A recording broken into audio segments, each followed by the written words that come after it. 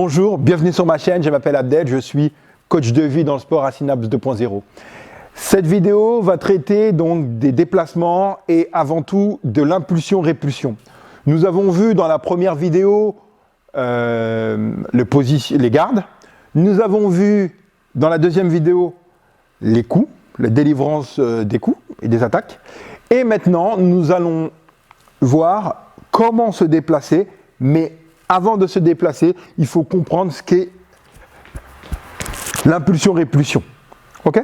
Le déplacement dynamique, impulsion-répulsion. C'est que tout simplement, je vais y mettre avec ma jambe arrière une impulsion et avec ma jambe avant, y mettre une répulsion. Et à force de faire ça d'une manière assez dynamique, je vais tenir en équilibre.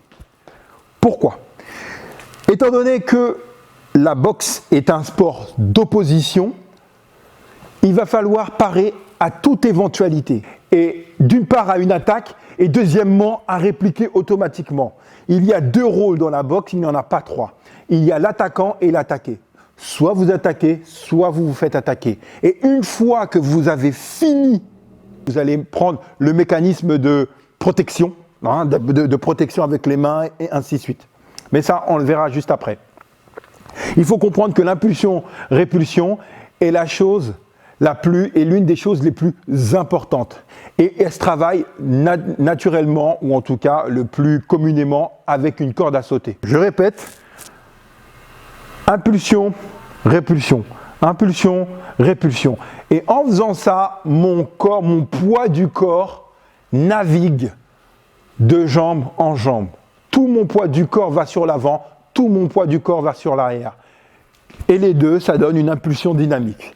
Avec ma garde. Là. Ma garde de 3 quarts. Ok ? Ma garde de face.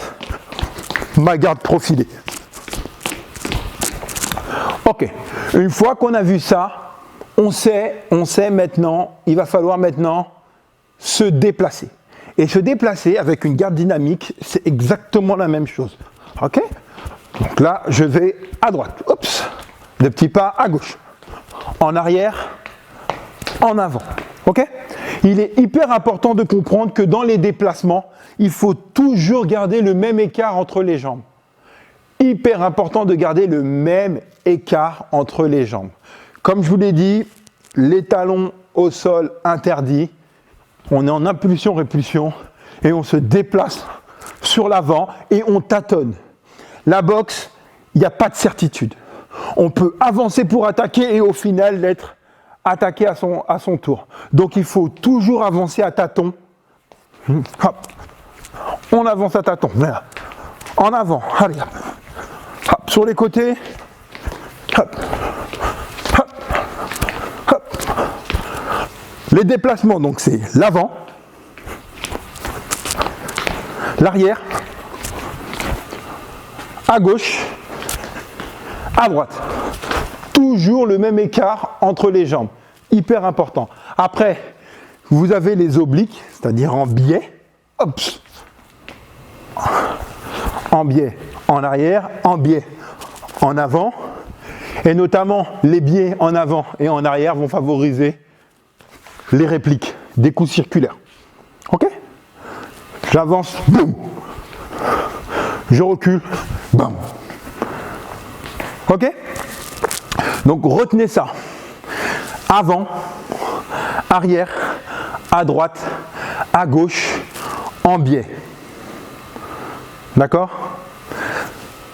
Retenez ça et je vous invite s'il vous plaît à vous entraîner là-dessus et à me mettre des commentaires et surtout je voudrais avoir vos vidéos pour voir vos progressions. Surtout pour ceux qui n'ont jamais fait de boxe ou pour ceux qui avaient des difficultés sur telle ou telle position. Merci de me faire un retour. Le but, c'est qu'on puisse partager nos expériences. Et ça, ce qui m'intéresserait, c'est de savoir si à travers la vidéo, je peux aussi transmettre ce que j'adore faire et voir si ça fonctionne aussi de l'autre côté. N'hésitez pas, si vous voulez des explications beaucoup plus détaillées, je reste disponible. Je vous dis à très vite pour la prochaine vidéo.